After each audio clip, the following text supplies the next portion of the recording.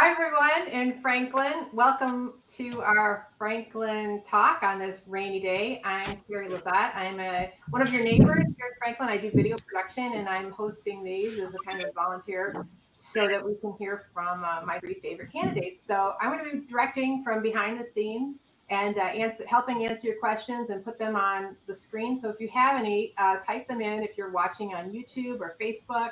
I should be able to see them if everything works as it should. And we'll ask those questions to the candidates. But today's focus is finances, money. So I'm going to kick it off to Pam, Mike, and Mark. So have fun, guys, and we're looking forward to hearing your questions. Hi, everybody. This is Pam Hansen. I'm the current village president, and I'm running for re-election, this time as a write-in candidate. So I'll be asking you to go to the polls and write my name in, including filling in the little square box next to my name. I'd like to pass this on to my two colleagues who are collaborating with me today on this webinar. Hi, everybody. It's Michael Seltzer. I am your trustee here in the Village of Franklin. Proud to have served for the past 3 terms and asking for your support for my 4th. We're going to talk about finances today. That's the topic that we've chosen, and you can ask us anything you'd like. I just want to do just a quick snapshot overview. We are extremely fortunate that our financial situation in the Village of Franklin is sound and strong for a number of reasons. First off, the primary beneficiary of our funds are our villagers, and it's the taxes that we derive that cover the costs that we use to manage and budget our village finances. Most of our dollars go towards our fantastic police department, and but we are fortunate that our property values have been growing, and that we've got a number of construction projects. As you wander throughout the village, you see numbers of construction projects, people expanding on their homes, adding pools and wonderful things that have built the additional assets. So the benefit is that we derive those fees and those taxes, and that is what we use to manage and budget ourselves accordingly. We are good stewards of the village. We're proud to say that because there are 7 members of this council, and most every one of us are professional business people, retired or otherwise, we manage the village budget as we manage our own personal lives. And we take that responsibility seriously, and we work very hard every year in crafting our budget with our village administrator and our treasurer, and making sure that we're managing the finances consistently and constructively and conservatively. So I'm going to turn it back over to Pam or Mark, and you can drill down on some of the specifics that you want to share. Go ahead. Thank you, Mike. Thank you, Mike. So I'm Mark Hanke. I'm running for Village Council trustee. And when we look at our finances, village council, village finances, we're really in strong shape. I've looked in depth at the numbers, both on the revenue that the village gets in from the general fund, from the state, from taxes. I've looked at the expenditures, and we are really in a strong position, especially relative to other communities. Mike mentioned about taxes and tax base, home value. So we're seeing above average home value prices increase in Franklin, higher than our neighbors, and that helps us with our tax base and our tax revenue. So we're really in good shape relative to our neighboring communities. I think there's a couple of other factors that lend to our overall healthy financial condition of the village.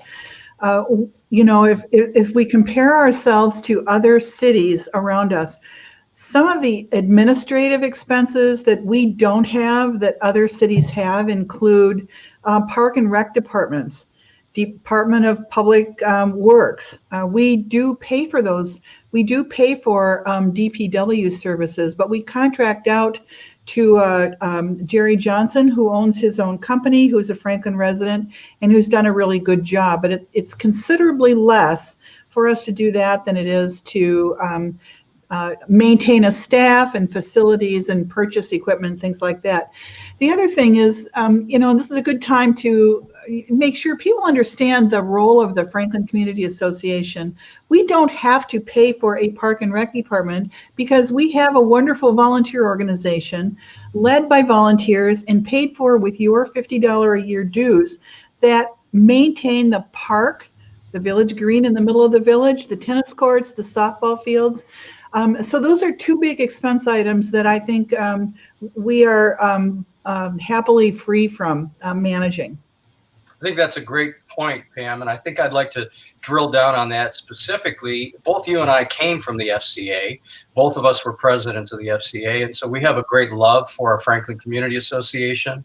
And I think a lot of people don't really understand what those annual dues that we request, or they request every year. It's $50, and we get about 50% of the community to participate and support the FCA. But I think it's important that everybody understands that exactly what Pam just described. Those beautiful green spaces, the baseball fields, tennis courts, the playground, all of that space, that's owned by the Franklin Community Association, not by the Village of Franklin. So your tax dollars don't go to manage that property. That is the place where we gather for all of the events previous to COVID and enjoy our movies on the green, our music on the green, our roundup on Labor Day. And so the Franklin Community Association is really the strength of this community. I'm so proud of it, and I'm so appreciative for so many people who have stepped up and pledged support. We need more support for our FCA, and if you haven't taken a look at that, you should check out their website and volunteer and assist. We've got these weekend frolics right now where people are coming out to the park on Saturdays and experiencing yoga and bar classes. It's a wonderful community experience, and I treasure that. I spent 11 years as the president of the FCA, and that is really my pet project, always will be. I'll always have a great love of that. And volunteerism, as Pam says, is everything in this community. Like our mobile watch is another great example. That's so true. Carrie, were there any questions from the audience yet? If not, maybe we can talk about Streetscape, how that's funded, and how that's working right now. Well, I think that's a great question, and I'll answer that by asking everybody to step back to January of 2016, where the village council at that time started the process of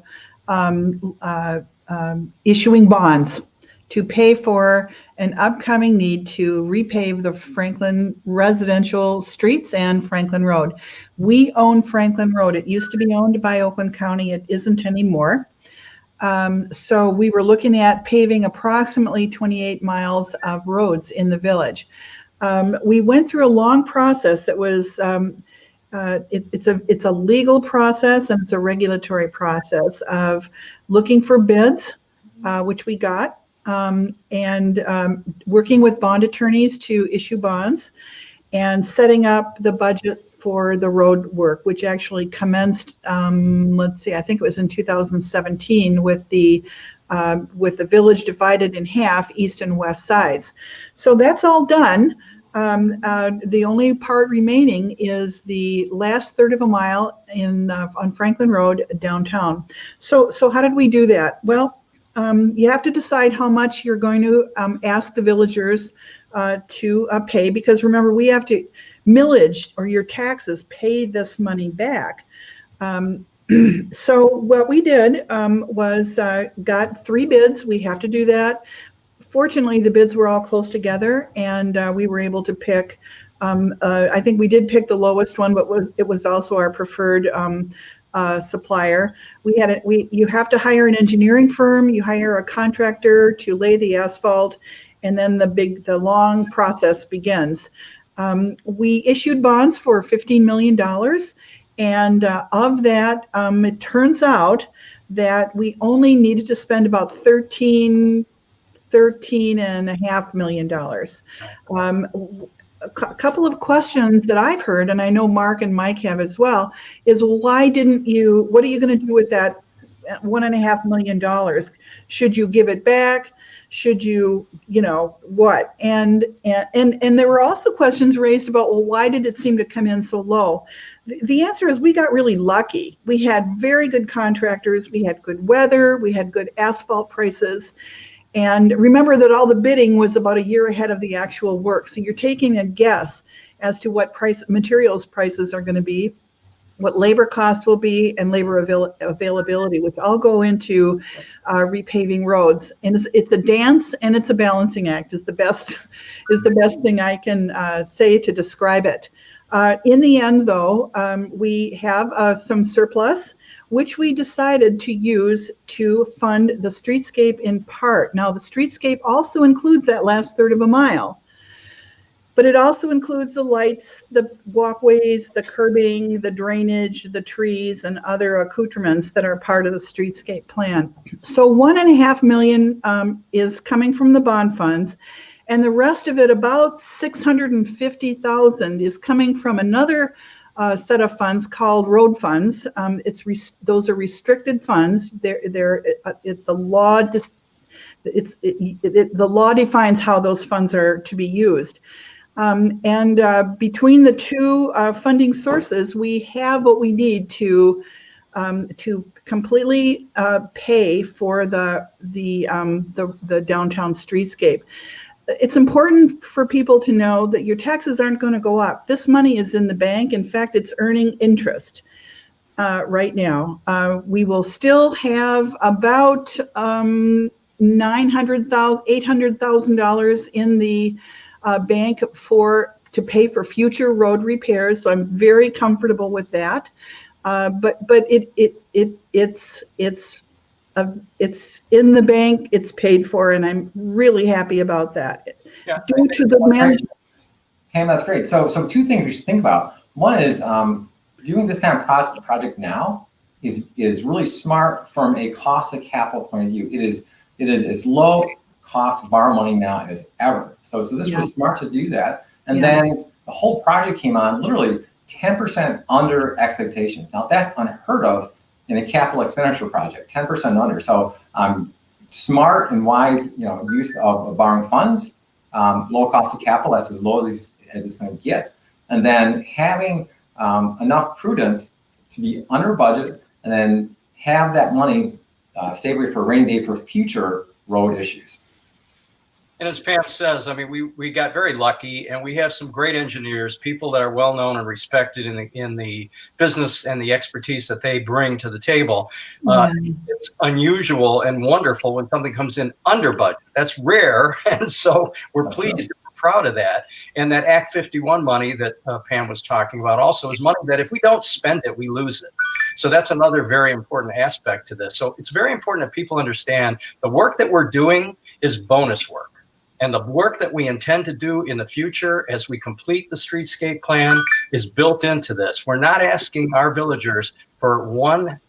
We're not asking for any additional funding. The money is in the bank, as Pam says. It's invested and it's protected. So earning money. Right. So earning money, yes. So I see a question about cost of lighting and streetscapes, and it's actually, so of the lights that are going to be put up, it's such a low cost. When you look at these LED bulbs, there's going to be a total of 18 lights. Literally, it's about $650 a year to light all the lights all year. So in terms of safety downtown and beautification, that's incredibly low. So that's a deal in my books. And the other thing about that, Mark, is I have to say, all of this is designed around safety. The entire process of the streetscape plan was built upon the foundation that we need to provide safe passage for our villagers to get from one end of the community to the other end. Those people that live on the feeder streets off of Franklin Road, close to 13 Mile and surrounding areas, they have every right to safely pass their way through to the village center. They want to enjoy our baseball fields, our tennis courts, our library, get to the retail stores, get to the grill, get to the cider mill. And if they want to push a baby carriage, they should not have to push a carriage going against 35-mile-an-hour traffic and distracted drivers. Oh. So that was really the essence of this. And the lighting is a huge element, because in another couple of weeks, it's going to be starting to get dark at 4:30 at night. If you ever seen anybody walk out of the dry cleaners, for instance, on a snowy, icy night when it's dark in Franklin, it's dangerous. So we're looking out for the best interests of the community. And that's really the crux of the issue as we developed our Streetscape 2020 plan, which, as everybody knows, we spent 2 years developing and presenting. From a you're talking about lighting and downtown lighting and the ability of families to get down there.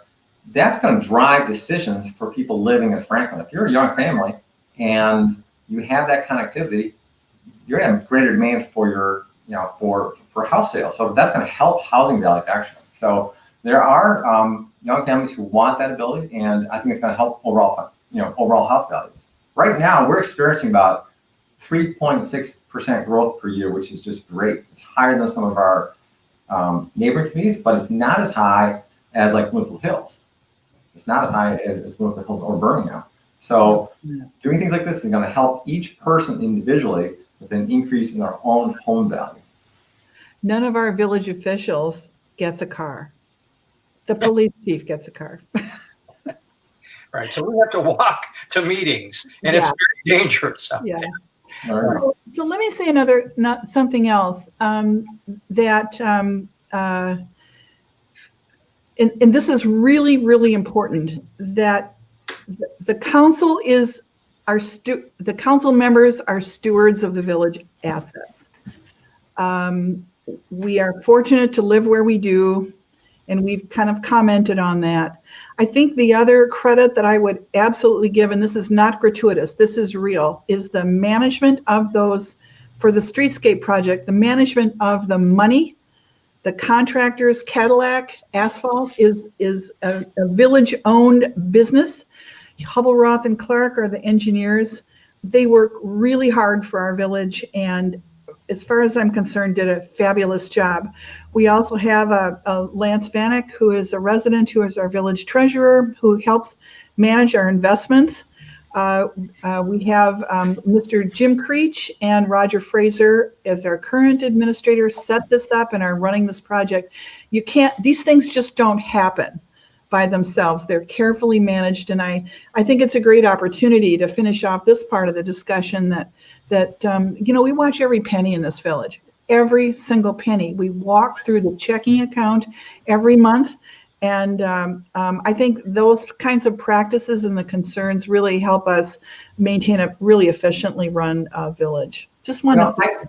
I've seen that, Pam. When I participate in those village council meetings. Yeah. Every expense, whether it's $2,000 or $3,000, is talked about and asked, is this the right price? Is this fair? Is this the best use of the funds? Yeah. Honestly, every expense is talked about at length. And every change order is reviewed and approved. We've asked for discipline from our contractors, and we get it, and they've been very, very, very good. I work with them every single week. Not only that, we're working our budget for months in advance, and people can go to the village website and see the budget meetings and see how we negotiate with one another over every little line item. So that sometimes we spend an awful lot of time on minuscule things, but that just shows our clear interest in managing the affairs of the community well. And look, let's be proud of the fact that we run a very efficient community. We've got a great police department. We've got a volunteer fire department. We have great city services, and we have a very low tax base. We are an enviable community to live in, and as volunteers, we're proud and we're pleased, and we respect the fact that we've been able to do this and manage this this community as we have. So we thank you for your support. That's true. One thing I like to talk about, Mike, is that when we talk about the money we spend, so the village council meetings, they're available on the village website, and you can follow those, and you can go directly to a link. If people are interested in understanding how the money's spent, how much income we get, how much we spend, where it's spent, where it comes from, there's municipal data on there for 10 years. So there's just no shortage of available. It's all live data. You can click on any year you want and understand how everything was spent, and there's just transparency out there, and on the web. You can get it immediately. You can follow. There's a link in the village website. You follow that, go to the municipal pages, and it'll lay it out for you. And you can compare against Birmingham. You can compare against Movable Hills, and see that we are doing better in many, many categories. I want to talk about one other aspect of the village budget that is pretty invisible to most people, and it's a concern of the councils, and that is pension funds. The state issues guidelines for how fully funded future pension obligations are in every municipality in the state. Right now, we are, I think, at about 58% funded. I think it's about that. What the Village Council decided to do last year and is going to continue to do this year is add extra money to that so we can bump up to make sure that we're at or above the state threshold expectation for a municipality of our own size. This is where watching salaries becomes really important because, as you know, when the more you pay people, I'd love to pay everybody as much as they want, but what happens, we have, we pay people according to the market and our size, and but we also incur additional retirement costs when we do that because it's a function of salaries. So if I were to think about a couple of areas that I've got some concerns about, that's one of them, and we are going to be adding more to that fund as the years go by. So I saw a quick question from about the Krieger House and those assets and how that's funded and how much it costs. What do you know about that, Mike or Pam? Well, I can speak to that to this extent. The Krieger Farmhouse was a historic property on Scenic Drive, and it was purchased by someone who was going to tear it down. When that we became aware of that, we made an effort to try to save that property. The homeowner decided to donate the property to the village. So we spent some time and effort, and we moved the Krieger House to its property, to the FCA property, really, on the village grounds, along with a barn and along with an outhouse, another house, small barn. And so it was a great effort. It was a community effort. We had high hopes to turn it into a community center that could become budget neutral and to rent it out for various events and so on. Unfortunately, it's been underutilized. I'm still proud that we have it on our grounds, but it does cost us some money to maintain. That was never really the plan. And of course, we're always actively in pursuit of ideas on how to utilize that property. I've heard a few floated recently about a pantry, some sort of a replacement for the market basket. And there are folks in the community that are actively interested in trying to do something with that concept. Krieger could be a possibility, but we would hope that in the months and years ahead that we can come up with some ideas to try to create a neutral budget item for Krieger and for those buildings. They're nice to have. We have restrooms that we never had before on our grounds. We have a nice barn that could be used and rented. We just haven't had any success in doing so, but I hope that we can in the future. Mm-hmm. There's a question from Josh Lawton about the lawsuit. I'm not going to comment on incompetence because I don't know whose incompetence he's talking about, but let me talk about the lawsuit and the expenses. No damages had to be paid, so we did not have to invoke our insurance to cover those costs. Basically, the extra costs of the lawsuit was burned up in additional attorney time. Our bill for the last 2 months went up a bit, and we let's see what else. And I think there was some wear and tear on the mental health of some of the council members, including myself. But that's about it. You incur big money when you have to pay damages, and that did not happen in this case. So. We were also found in the right on 2 of the 3 issues. So let's not overstate the fact that there was one issue that the judge didn't agree with us on. Our attorneys gave us guidance, and we followed that guidance. We made what we felt was the decision that was in the best interest of the community at large, and based upon all the input that we had gotten. So it's unfortunate, but we're moving on. Yeah. There was another question earlier that I think I missed. Let's see, maintenance of the sidewalks and the trees and everything. So we don't know yet because we haven't yet incurred the upkeep, but Mark's already talked about the efficient lighting, and he's right. That's why we picked it. And also we picked that particular lighting because the downlights and LEDs are controllable and let us have a dark sky, which was really important to everybody. The extra maintenance is going to be to brush or plow the sidewalks, but we don't have any more sidewalks, so that will not change. But Jerry Johnson is going to be watering the trees. The village is assuming care of the trees for at least 2 years. We want to make sure they live. And there is some drought-friendly landscaping that will be included. We are not putting in an irrigation system, so we're picking plant material that is tough, and his organization will manage that as well. Jerry, in a very loose estimate to me a few months ago, thought $5,000 to $6,000 a year, but again, it's very general because we don't have the landscaping in yet, and I don't know. Well, and I think it's going to pay for itself because we have to increase the beautification of our downtown. We've lost, as many people know, I think it's 6 retailers now. We lost 7. We picked 1 up. But we still have some empty buildings and spaces that have to be filled. And there's no way we're going to fill them in this kind of an environment when our downtown looked as shabby as it had become, an embarrassment really to the community. So this is forward planning. It's part of the needs of the community, and we just have to do it, and we're proud of it. And when you see it and it's completed, Pam, I think November? I think people by mid-November is what we're shooting for at this point. Yeah, they're going to start over the west side soon. Go ahead.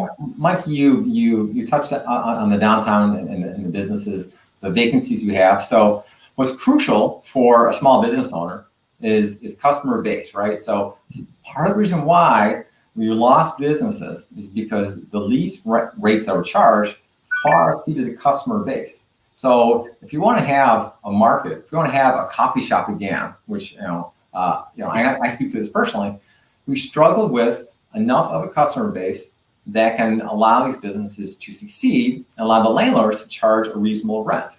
So those things tie together. We can have walkability, we can have villagers coming down to the village center, we can have increase our customer base. That's all good. Having a range of businesses downtown that are complementary is going to be a smart thing to do.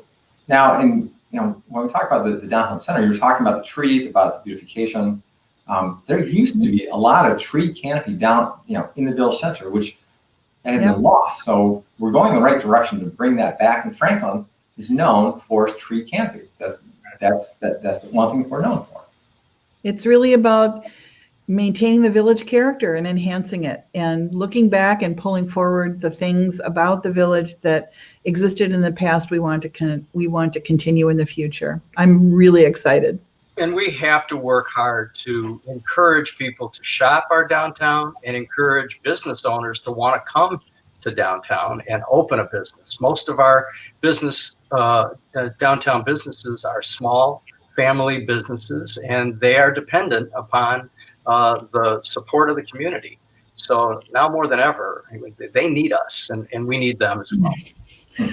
So I know we have to wrap up soon. I'm going to make a suggestion to Mark and Mike that we spend another session talking about the business community and things that we care about as a council that are for the economic health of the village, focusing on the downtown commercial district. Would you guys be open to that?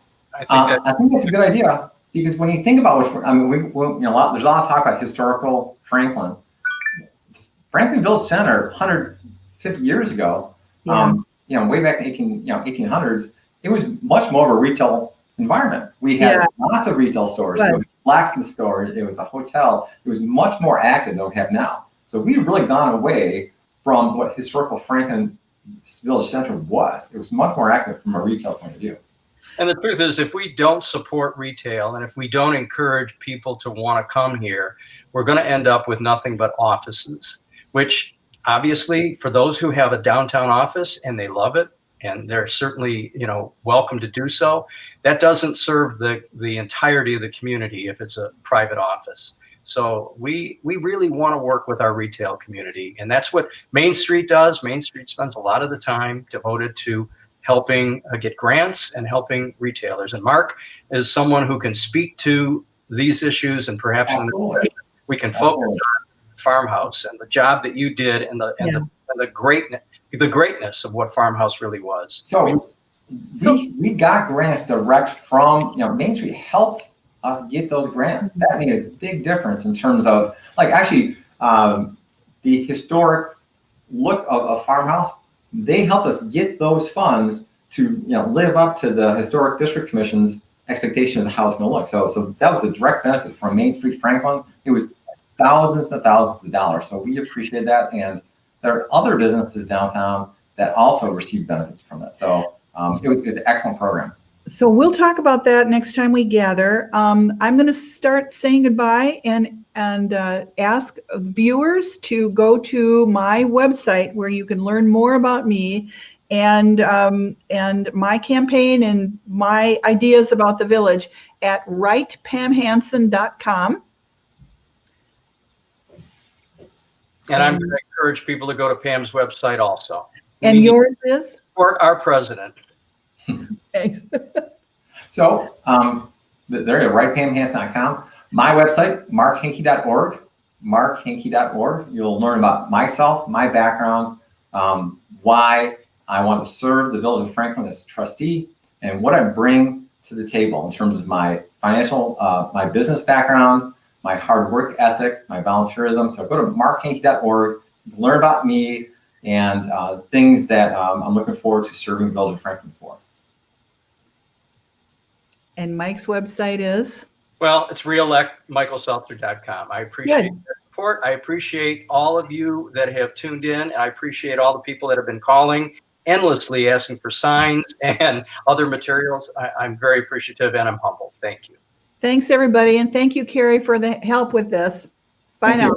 Bye, everybody.